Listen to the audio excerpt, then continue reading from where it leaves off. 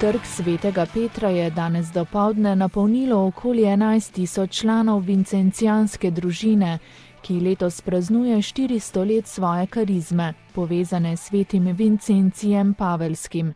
Po glasbenem in molitvenem programu se je zbranim pridružil še papež Frančišek. Kot je dejal, je sveti Vincencij prebudil ta zagon dejavne ljubezni, ki traja skozi stoletja.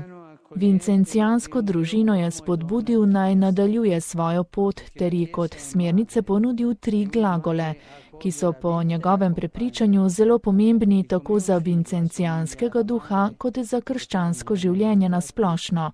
To so častiti, sprejeti in iti. Brezštevilna so povabila svetega Vincencija k negovanju notranjega življenja in posvečanju molitvi, ki očiščuje in odpira srce. Papež Frančišek je izpostavil, da je molitev zanj bila bistvena. Je kompas vsakega dne, je kakor učbenik življenja, je velika pridigarjeva knjiga, kot je zapisal sam Vincencij. Samo z molitvijo se lahko iz Boga zajema ljubezen, da se jo potem zliva na svet. Samo z molitvijo se lahko dotakne src ljudi, kadar se oznanja evangelij. A za svetega Vincencija molitev ni samo neka dolžnost in še manj skupek obrazcev.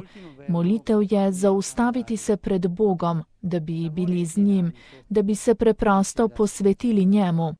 To je najbolj čista molitev, ki ustvarja prostor za Gospoda in čaščenje njega ter za nič drugega.